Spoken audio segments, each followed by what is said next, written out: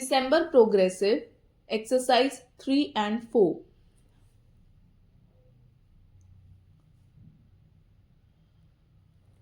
Sir, about 45 honorable members of this House have participated so far in the debate. I am happy a great importance is being attached by the honorable members of this House to the subject of agriculture and irrigation, which is the very basis of our economy. Last year was really a very difficult year for our country. All of us have experienced the stresses and strains through which the food and agriculture economy passed. The reasons were many, but I think the natural disasters and the energy crisis were the two important contributory factors which added to our difficulty. As a result of this, some of the honorable members of this House very eloquently spoke on a number of issues. They were trying to draw an inference that the agriculture production of the food production is going down in this country because of the failure of the government policy. I would very humbly like to make this submission. Of course, I am not making a claim that everything is alright with government policies. After all, in a vast country like India, there may be weaknesses in administration, in implementation, etc. But my own honest and personal assessment is that this country's direction, as far as agriculture and food policies are concerned, is very much in the right direction, and that is why we are making a very substantial progress, though during the last 3 years, because of the setback on account of some natural calamities, a general impression has been created by interested agencies, and perhaps because of there not being a proper understanding by some of our colleagues that something is wrong. I would like to submit a few facts, and the Honorable House may judge whether what I am saying is right or wrong. Unfortunately, in this country, still we depend very much on nature of crops. I will give some statistics to show how the major crops of our are still depend on rains.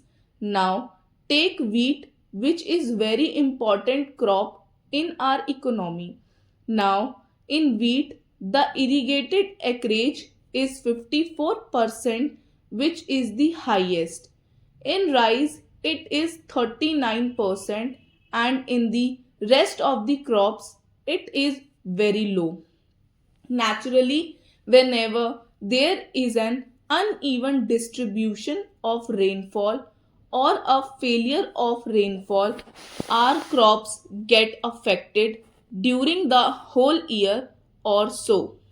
The government of India is to ensure our economy against these natural calamities, and I think we have started getting some results.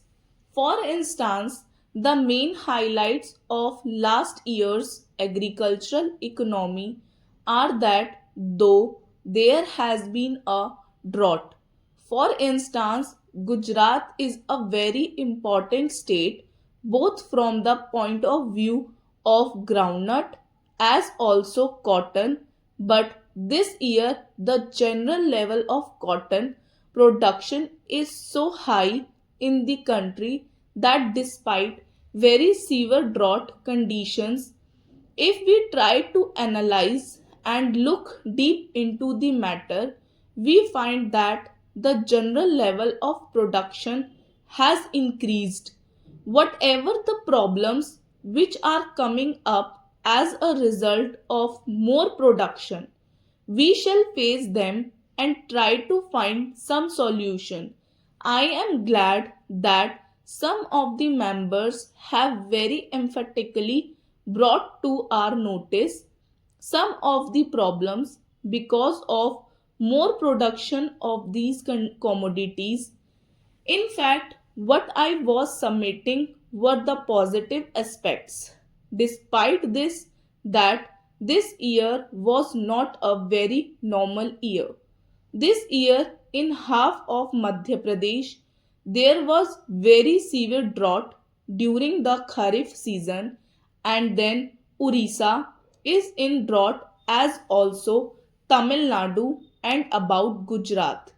I have already mentioned I have mentioned our achievements in cotton.